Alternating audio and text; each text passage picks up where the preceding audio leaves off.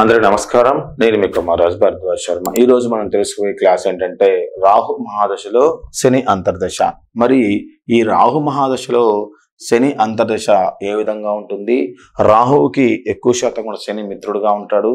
రాహు ఎక్కువ శాతం కూడా తన యొక్క జాత చక్రంలో ఉపచయ స్థానటువంటి 3వ స్థానానికి కానీ, అదేవిధంగా 6వ స్థానానికి కానీ, 10వ స్థానానికి కానీ, 11వ స్థానానికి ఆధిపత్యం వహించినప్పుడు ఉపచయ స్థానంలో రాహు బలంగా ఉండి మంచి శుభత్వాన్ని కలగజేస్తూ ఉంటాడు.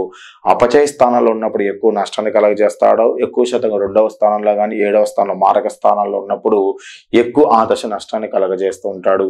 ఇక శని కూడా జాత చక్రంలో మిత్రత్వం ఉన్నప్పటికీ శని మనకి పీడావస్థలో కానీ, దీనావస్థలో కానీ, కళావస్థలో కానీ, బేతావస్థలో కానీ ఉన్నప్పుడు కానీ, ఎక్కువ శాతం కూడా వికాలావస్థలో ఉన్నప్పుడు కానీ మన గ్రహం అనేది రాహు మహాదశని అంతరిక్ష మనకి శుభత్వం కాకుండా అశుభత్వ ఫలితాన్ని కలగజేస్తూ ఉంటాడు. ముఖ్యంగా ఈ రాహు మహాదశలో శని అంతరిక్ష ఫలితాలు మనం గమనించినట్లయితే ముఖ్యంగా ఈ దశకాలం మొత్తం కూడా 2 సంవత్సరాల 10 నెలల 6 రోజులుగా ఉంటుంది. 2 సంవత్సరాల 10 నెలల 6 రోజులుగా రాహు మహాదశలో శని అంతర్దశ అనేది ఉంటూ ఉంటుంది. ముఖ్యంగా ఈ రాహు మహాదశలో శని అంతర్దశలో శని మనకి శుభత్వంగా ఉన్నట్టయితే జాతకుడికి ముఖ్యంగా సోదర సహకారం ఎల్లవేళ్ళ ఉంటూ ఉంటుంది. వ్యవసాయ అనుబంధ వృత్తి వ్యాపకాల్లో ధనలాభాన్ని కలుగుతూ ఉంటుంది. ప్రభుత్వ పథకాల వలన ధన సంపాదన, ధన లాభాన్ని కలగజేస్తూ ఉంటారు. ప్రభుత్వ పథకాల వలన ధనమని సంపాదించుకుంటుంటారు. కుటుంబంలో శుభ కార్యక్రమం మొత్తం కూడా నిర్వహిస్తూ ఉంటారు. సంతానం వల్ల ఆనందం కలుగుతూ ఉంటుంది. విశేషమైన అధికారులు గల ఉద్యోగాన్ని ప్రాప్తిస్తూ ఉంటాడు. అన్ని రకాల వస్తువులను సమకూరుస్తూ ఉంటాడు. వస్తు వాహన సౌఖ్యాన్ని అనుభవించే విధంగా ప్రయత్నం చేస్తూ ఉంటాడు. తల్లి ద్వారా చర స్థిర ఆస్తులు మొత్తం కూడా సమకూర్చు ఉంటారు. కానీ రాహు మహాదశలో శని మనకి అశుభుడైనట్టయితే, శని అంతర్దశలో మనకి శని అశుభుడుగా ఉన్నట్టయితే నష్టాన్ని కలగజేస్తూ ఉంటాడు. జాతకుడి భార్యకు అనారోగ్యాన్ని వేధిస్తూ ఉంటుంది. ఇంట్లో అనుకోకుండా ప్రమాదాలు జరుగుతూ ఉంటాయి. విష జ్వరాలు, టైఫాయిడ్, డెంగ్యూ వంటి పెద్ద పెద్ద జ్వరాలను బాధిస్తూ ఉంటాయి. కీలవాతాన్ని కలగజేస్తూ ఉంటాడు. అధికంగా కాలు నొప్పులు వస్తూ ఉంటాయి. పైత్య రోగాలు బాధన పడుతూ ఉంటారు. కంటి చూపు అనేది మందగిస్తూ ఉంటుంది. మానసికంగా వేదనకి లోనవుతూ ఉంటారు. అన్య స్త్రీలతోని విభేద సంబంధం మూలంగా కుటుంబాలు అశాంతి అనేది నెలకొంటూ ఉంటుంది. విష ప్రయోగం వల్ల ఆరోగ్యం క్షీణిస్తూ ఉంటుంది. జల ప్రమాదాలు మొత్తం కూడా జరిగి శరీరానికి గాయాలవుతూ ఉంటాయి. మరి ముఖ్యంగా ఈ రాహు మహాదశలో ఈ శని అంతరిక్ష బాగా మనకి నష్టంగా ఉన్నట్టయితే రాహుకి మనం ముఖ్యంగా పరిహారాలు చేసుకోవాలి. ఆ పరిహారాలు ఏంటంటే పరిహారాలు ఏంటనే విషయాన్ని మనం ఇప్పుడు మాట్లాడుకుందాం. ముఖ్యంగా మానవుని ఇంత ప్రభావం చూపే రాహుగ్రహ నివారణ ఉపాయాలు. రాహుకి అధిదేవత ఎవరంటే పృథ్వీ అని కొందరని, గోవు అని కొందరని చెప్తూ ఉంటారు. ప్రత్యేకంగా దేవత ఎవరంటే సర్పము. అది ప్రత్యేక దేవత సహితంగా పునశ్చరణ చేసి దారిపోయినటువంటి నివారణ మార్గాలు మొత్తం కూడా మనకు కనిపిస్తూ ఉంటాయి. ముఖ్యంగా రాహుకి సర్పం దేవత, అది దేవత, ప్రత్యేక దేవతలు ఉంటూ ఉంటాయి. ముఖ్యంగా రాహుకి అధిష్టాన దేవత అంటే దుర్గాదేవి. సప్తశతి పారాయణం కానీ, దుర్గాదేవి యొక్క జపం కానీ, రాహుగ్రహ జపం కానీ, దుర్గాదేవి యొక్క కవచాన్ని కానీ, దశమహావిద్యలో ఉన్నటువంటి చిన్నమస్తాన దేవి యొక్క మంత్ర ఉచ్చారణ కానీ, చిన్నమస్తాన దేవిని నిత్యము అనేక రకాలుగా పూజించడం వల్ల కానీ రాహుగ్రహ యొక్క దుష్పరిమాణాలు మొత్తం కూడా నివారించవచ్చును. ముఖ్యంగా రాహు ఏంటంటే మంగళవారానికి ఎక్కువగా ప్రతీక. ఎందుకంటే దుర్గాదేవి ప్రతీక మంగళవారం కాబట్టి రాహు కూడా మంగళవారం రోజు ప్రతీక. కాబట్టి మంగళవారం నాడు ప్రారంభించి వరుసగా 18 రోజుల పాటు పారుతున్న నీటిలో రోజుకు ఒక కొబ్బరికాయని ధార పోస్తూ ఉండి పగలగొట్టి ఏం చేస్తారంటే 18 రోజుల పాటు పారుతున్న నీటిలో, అంటే నది కానీ చెరువు కానీ పారేదై ఉండాలి, నిలిచేటువంటి నీటిలో కాదు, పారేటువంటి నీటిలో ప్రతి మంగళవారం రోజు 18 రోజుల పాటు పారుతున్న నీటిలో రోజుకు కొబ్బరికాయ ధార పోయటం వలన నివారణ కలుగుతూ ఉంటుంది. పడుకునే ముందు గదిలో నెమలి పించాన్ని కనపడేటట్లుగా పెట్టి తెల్లవారుజామున లేవగానే చూచటం వల్ల కూడా రాహుగ్రహ పీడ అనేది నివారణ కలుగుతూ ఉంటుంది. ప్రతిరోజు దేవాలయంలో దీపారాధన 18 వారాల పాటు చేయండి.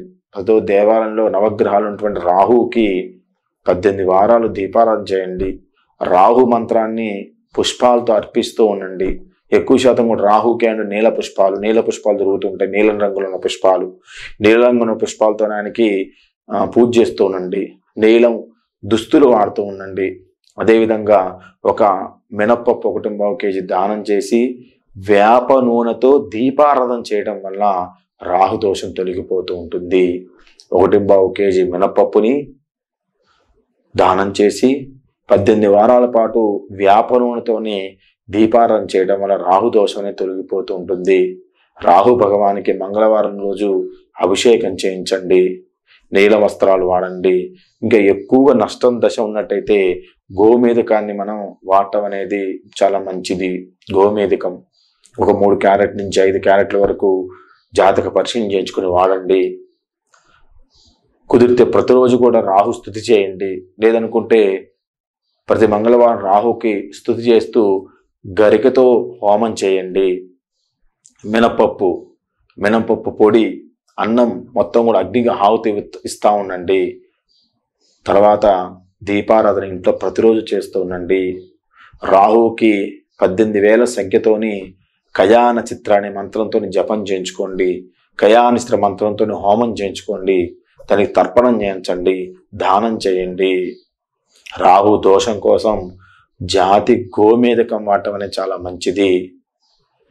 ఎక్కువ శాతం కూడా కయాన చిత్ర అభువదూత అనే మంత్రం ఉంది. ఆ మంత్రాన్ని శ్లోకాన్ని పఠిస్తూ ఉండండి. లేదంటే మీకు నవగ్రహాల్లో మంత్రం వస్తూ ఉంటుంది. నవగ్రహాల మంత్రాన్ని శ్లోకాన్ని చదువుతూ ఉండండి. ఎవరి జాతకంలో లగ్నంలో రాహు ఉండి 7వ స్థానంలో కేతు ఉంటాడో వీళ్ళకి తక్షకాల సర్పదోషం ఏర్పడుతూ ఉంటుంది. ముఖ్యంగా రాహు మహాదశలో వివాహ సమస్యను క్రియేట్ చేస్తూ ఉంటాడు. కాబట్టి వాటికి సంబంధించిన పరిహారాలు ఖచ్చితంగా చేయించుకోండి. ముఖ్యంగా రాహుకి మీరు ఏం చేస్తారంటే పరిహారంగా మీరు ఏం చేస్తారంటే రాహుకి కొన్ని మినుములు తీసుకోండి. ఒక 50 గ్రాముల మినుములు తీసుకోండి. అదేవిధంగా మంగళవారం రోజు రాహుగ్రహం మీకు నైరుతి మూలలో ఉంటుంది. సూర్యుడికి నైరుతి వైపుగా ఉంటుంది. సూర్యుడికి నైరుతి వైపులో కింద సర్పం ఉండి పైన తలకాయ ఉంటుంది.